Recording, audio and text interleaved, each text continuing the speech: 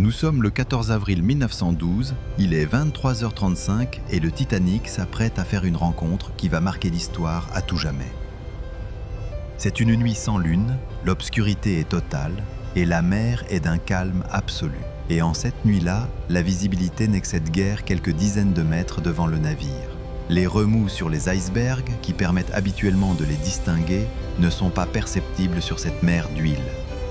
Le Titanic navigue à une vitesse de 22 nœuds, soit environ 42 km/h. Une vitesse plutôt élevée, en sachant que des champs de glace ont été signalés par les navires aux alentours.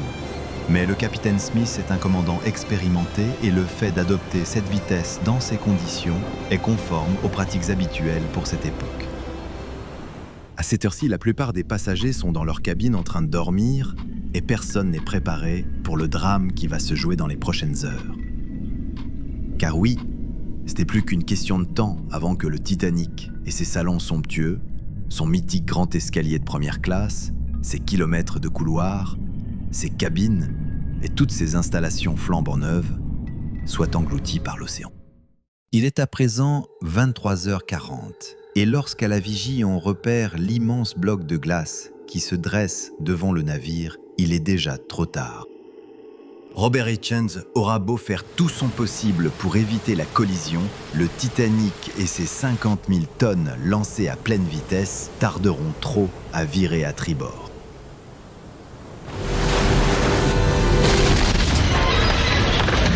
L'iceberg laissera une brèche d'environ 100 mètres de long sur la coque du navire, inondant ainsi 5 compartiments étanches. Malheureusement, le Titanic était seulement conçu pour rester à flot, avec 4 de ses 16 compartiments étanches inondés. Lors de la manœuvre d'évitement, les moteurs ont été coupés. La plupart des passagers ne ressentirent pas les vibrations de la collision. En revanche, l'arrêt des machines et des vibrations qu'elles généraient depuis le début du voyage ne pouvaient pas être ignorés. Idem pour l'eau qui rapidement allait se répandre dans les cabines des ponts inférieurs. À présent, les cheminées crachent une intense fumée qui n'est autre que de la vapeur d'eau. Cette dernière n'étant plus utilisée par les moteurs, elle devait être libérée par les soupapes de sécurité. C'est un phénomène normal dans les navires à vapeur. Mieux vaut évacuer que risquer une explosion. On commence également à noter une légère inclinaison du navire qui s'enfonce lentement par la proue. C'est encore difficilement perceptible depuis les ponts du Titanic, mais avec cette vue, difficile de ne pas voir le problème. Vers minuit 15, soit 35 minutes après la collision, l'opérateur radio envoie son premier signal de détresse. Il continuera jusqu'à la perte de l'alimentation électrique à 2h17, soit 3 minutes avant la fin du naufrage. Pendant que l'eau continue à envahir les espaces inférieurs du navire, l'orchestre va jouer un rôle décisif dans l'évacuation des passagers. En effet, la musique qu'ils joueront ce soir-là aidera les passagers à garder leur calme malgré une situation qui deviendra de plus en plus préoccupante. À minuit 40, le premier canot est mis à l'eau, en respectant une ligne directrice aujourd'hui devenue très célèbre, les femmes et les enfants d'abord. En parallèle de la mise à l'eau de ces canots de sauvetage, le Titanic envoie des fusées éclairantes pour alerter les navires aux environs. Et il y en a un en particulier que les officiers ont repéré. Il s'agit du SS Californian, stationné à 20 000 lieues nautiques, soit environ 37 km. Mais la malchance se poursuit, son unique opérateur radio est parti se coucher juste avant que le Titanic ne heurte l'iceberg. Quant aux marins du SS Californian étant restés éveillés, et dont faisait partie le capitaine Stanley Lord, ils verront bien ces fusées de détresse, mais les interpréteront comme un feu d'artifice festif. Son inaction ce soir-là brisera sa carrière de capitaine.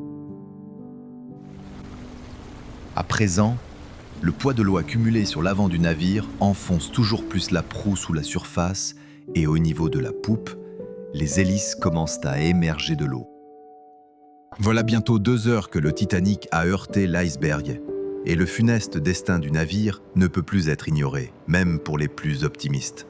Bientôt, la proue plongera définitivement sous la mer et emmènera avec elle tout le reste du paquebot. À cet instant, mieux vaut être déjà sur une chaloupe. Car en raison du tangage de plus en plus important et la panique grandissante des passagers voyant les ponts se recouvrir d'eau, Mettre des canots à l'eau va bientôt s'avérer impossible. La seule option qui restera alors, aux passagers restés à bord, sera de nager dans une eau à moins 2 degrés Celsius et survivre assez longtemps pour rejoindre un canot. Dès maintenant, tout va s'accélérer. Cela fait plus de 2h30 que l'eau s'engouffre dans le navire et il lui reste moins de 10 minutes. Le Titanic penche maintenant très sévèrement vers l'avant et cela va précipiter sa fin. Les câbles qui maintiennent la première cheminée menacent de rompre et sa chute entraînera la mort des malheureux se trouvant juste en dessous à ce moment-là.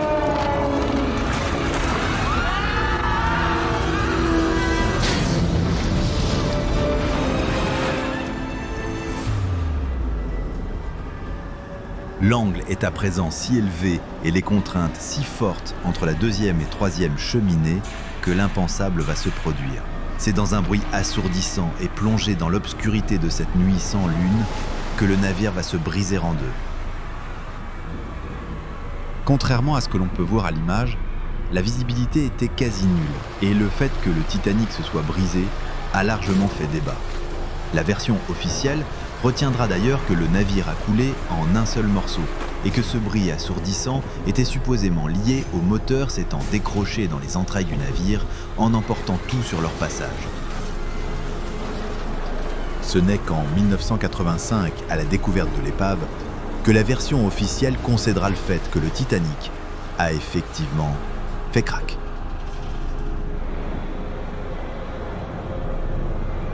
Le spectacle est terrifiant. Il ne reste plus que la poupe qui reste à la surface et qui se dresse à la verticale. De nombreux passagers sont encore coincés sur le navire, retardant ainsi le moment tant redouté, celui de se jeter dans cette eau glaciale. Ce n'était pas seulement glacial, c'était létal. L'eau volait la chaleur corporelle à une vitesse effrayante, 25 fois plus vite que l'air. Pour ceux qui n'avaient pas rejoint un canot, le temps était compté. L'hypothermie s'installait en quelques minutes. En moins d'un quart d'heure, la plupart perdaient connaissance. En une trentaine de minutes, leur cœur s'arrêtait. Le silence des vagues cachait une réalité implacable. Dans cette mer figée, survivre sans embarcation relevait de l'impossible. Seuls quelques miracles ont défié ce destin. Parmi eux, Charles Jogant, le boulanger en chef, qui a survécu plus d'1 heure en bougeant ses jambes et avec un peu d'alcool dans le sang. La poupe, isolée un temps à la surface, semblait suspendue entre espoir et abîme. Peut-être aurait-elle pu flotter jusqu'à l'arrivée des secours, portée par ces cloisons étanches, si le reste du navire s'était entièrement détaché. Mais il n'en était rien. Sous elle, le reste du Titanic, invisible et englouti, rempli d'eau glaciale, exerçait une pression gigantesque. Ce poids fantôme la tirait inexorablement vers les profondeurs. Et lorsque les dernières poches d'air furent envahies, la gravité acheva son œuvre. La poupe bascula, s'enfonça, puis disparut dans l'obscurité de l'océan. Il est maintenant 2h20 du matin.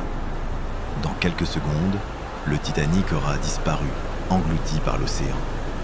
Ce géant d'acier entame sa lente descente vers les abysses, à plus de 3800 mètres de profondeur, là où la lumière du jour ne pénètre jamais et où le silence est éternel.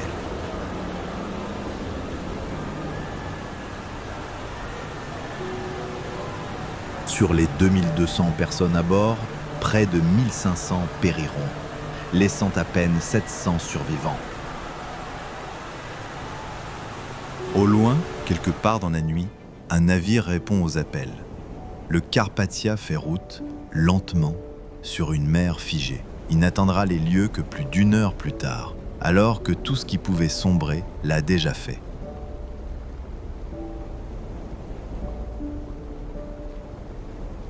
Si cette plongée dans l'une des plus grandes tragédies maritimes vous a touché, n'hésitez pas à liker la vidéo, à vous abonner et à activer la cloche pour ne rien manquer des prochaines explorations historiques. Et dites-moi en commentaire si vous avez apprécié ce format. À très vite pour un nouveau voyage dans le passé.